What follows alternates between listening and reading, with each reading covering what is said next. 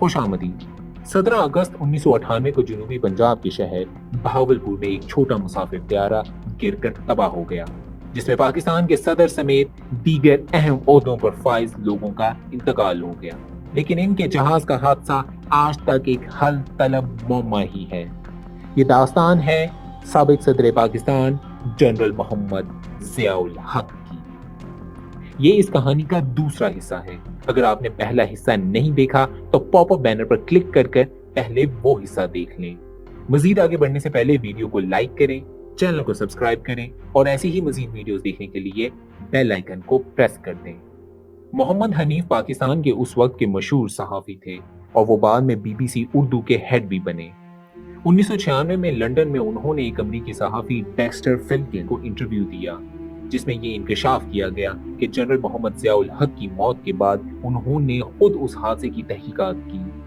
उनके मुताबिक उन्होंने खुद ज़ियाउल हक की जिंदगी और उनके इर्द गिर्द के लोगों की जिंदगी में ज़ियाउल हक की मौत के बाद आने वाली चेंजेस पर बहुत काम किया। उनका शक CIA और इसराइल के जासूसों पर था।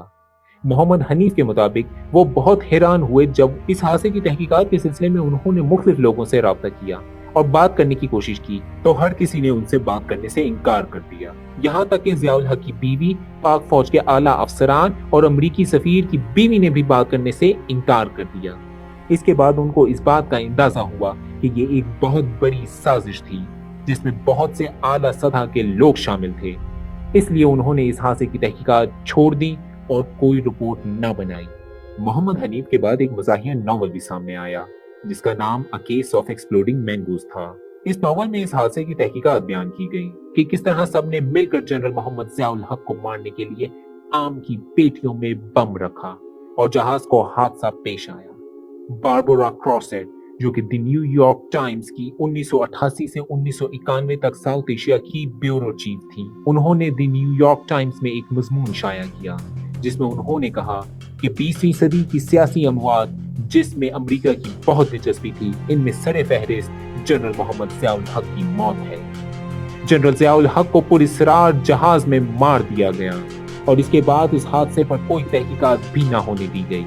ये बात भी गौर तलब है कि जनरल मोहम्मद ज़ियाउल हक के साथ उस वक्त हाजिर सर्विस अमरीकी सफीर और आला फौज के अफसरान मौजूद थे, लेकिन फिर भी त्यारे को हादसा पेश आया। ये शायद इस वजह से था कि जनरल मोहम्मद ज़ियाउल हक की मौत उन लोगों की जिंदगी से भी ज्यादा अहम थी। इस मजमून में यह भी कहा गया कि जनरल मोहम्मद ज़ियाउल हक की मौत से पाकिस्तान के अमेरिका, इंडिया, अफगानिस्तान और रूस के ताल्लुकात और सियासत पर गहरा असर पड़ा। इस बात पर भी खदशे का इजहार किया गया कि पाकिस्तान में भी ज़ियाउल हक के बहुत से दुश्मन मौजूद थे। जनरल हमीद गुल, जो कि ISI के चीफ भी रहे, उन्होंने द टाइम्स को खुफिया इंटरव्यू दिया कि जनरल मोहम्मद ज़ियाउल हक की मौत की वजह अंदरूनी और बैरूनी दोनों हाथ थे। जनरल हमीद गुल के मुताबिक अमेरिकी सफारतकार राफेल को आखिरी वक्त में जहाज पर सवार किया गया। ये पहले से तयशुदा नहीं था। ये बात भी हैरान कुन है कि अमेरिकी सफीर को किसने मजबूर किया कि वो उस जहाज में ज़ियाउल हक के साथ सवार हो। हालांकि बाद में एक सहाफी ने राफेल की बीवी का भी इंटरव्यू किया, जिसके मुताबिक उसके शौहर ने प्लान के मुताबिक जनरल ज़ियाउल हक के साथ जहाज में सवार होना था। यह आखिरी वक्त में तय नहीं किया गया था। जनरल हमीद गुल ने इस बात का इजहार किया कि इस हादसे के पीछे रूस का हाथ भी हो सकता है, क्योंकि उस हादसे में मरने वाले आला फौजी अफसरान में एक साबिक ISI के चीफ और पाकिस्तान के chairman joint chief of staff committee general Akhtar Abdurrahman भी शामिल थे, जो कि रूस के खिलाफ अफगानिस्तान में मौजूद मुजाहिदीन की मदद करने के लिए बदनाम थे। वो भी इस हादसे में हलाक हो गए और उसके बाद मुजाहिदीन की जाने वाली मदद में भी वाज़ेह तब्दीली आई। वर्ल्ड पॉलिसी जर्नल ने 2005 में अमेरिका के इंडिया में सिफारतकार जॉन गंटर डीन के नाम से मंसूब एक इंटरव्यू शाया किया कि जॉन ने एक अमेरिकी सहाफी को खुफिया इंटरव्यू में बताया कि जनरल मोहम्मद ज़ियाउल हक के त्यारा हादसे के पीछे इसराइल का हाथ था, क्योंकि इसराइल नहीं चाहता था कि पाकिस्तान इंडिया के मुकाबले पर एटम बम पर काम करे।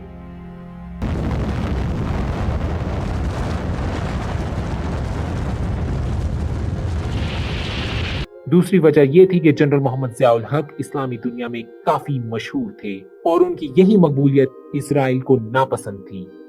एक कॉन्स्पिरेसी थ्योरी जो कि उस वक्त काफी मकबूल हुई, اس کے مطابق جنرل محمد ضیاء الحق کی موت میں پاک فوج کے اعلیٰ افسران خاص طور پر جنرل مرزا اسلم بیگ کا ہاتھ تھا۔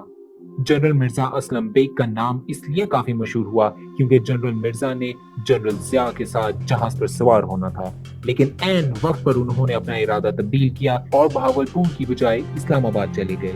جنرل محمد ضیاء الحق کے بیٹے اعجاز الحق نے ایشیا پیسیفک نیوز کے صحافی کو انٹرویو دیا اور اس میں ہوش شربا انکشافات کیے۔ یہ انٹرویو ایناڈولو ایجنسی کے صحافی نے دیا۔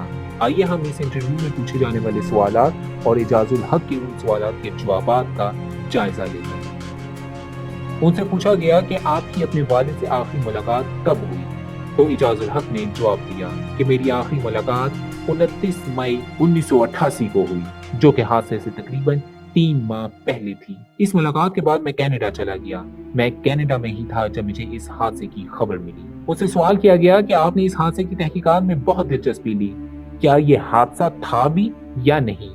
تو اعجاز الحق نے جواب دیا کہ اس حادثے کی تحقیقات میں نے بہت دلچسپی لی، مگر میں اس سلسلے میں کچھ زیادہ نہ کر سکا۔ اس حادثے میں اندرونی اور بیرونی ملک کے بڑے بڑے عہدیدار ملوث تھے۔ شروع میں ہونے والی پاکستان اور امریکی ایئر فورس کی مشترکہ تحقیقات میں یہ بات ثابت ہوئی کہ حادثہ کسی تکنیکی خرابی کی وجہ سے پیش آیا۔ غلام اسحاق خان، جنہوں نے صدر پاکستان جنرل محمد ضیاء الحق کے بعد صدر مملکت کا عہدہ سنبھالا، پہلے تو وہ بھی اس حادثے کو سازش قرار دے رہے تھے، لیکن بعد میں ان کا موقف بھی باقی لوگوں جیسا ہو گیا۔ پاکستان ایئر فورس کی جس ٹیم نے اس حادثے کی تحقیقات کی، اس ٹیم کے ایک اہم ممبر ایئر کموڈور ظہیر زیدی نے جائے حادثے سے جمع کیے جہاز کے کچھ ٹکڑے بغیر بتائے غائب کیے اور پاکستان کی ایک مقامی لیب میں بھیج دیے، کیونکہ اس لیب کے چیئرمین ظہیر زیدی صاحب کے رشتہ دار تھے، اس لیے یہ بات باہر نہ آ سکی۔ میں ظہیر زیدی صاحب کا نام اس لیے لے رہا ہوں کیونکہ وہ اب اس دنیا میں نہیں ہے۔ غائب کیے جانے والے شواہد میں جہاز کے کچھ چھوٹے چھوٹے ٹکڑے، جہاز میں رکھے ہوئے آموں کی تباہ شدہ گٹلیاں اور ان آموں کی پیٹیوں کی لکڑی شامل تھی۔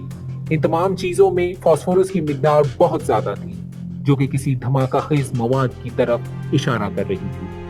اس طیارہ حادثے کے کیس میں مزید آگے کیا ہوا، یہ سب اور بہت کچھ جاننے کے لیے دیکھیے اس کہانی کا اگلا حصہ۔ آپ کو ہماری ویڈیو کیسی لگی؟ ویڈیو پسند آنے کی صورت میں ویڈیو کو لائک کریں، چینل کو سبسکرائب کریں اور نیچے کمنٹس میں اپنی قیمتی رائے سے ضرور آگاہ کریں۔ اور ایسی ہی مزید تاریخی مرڈر مسٹریز کے بارے میں جاننے کے لیے ہماری اس پلے لسٹ پر کلک کریں۔ بہت شکریہ۔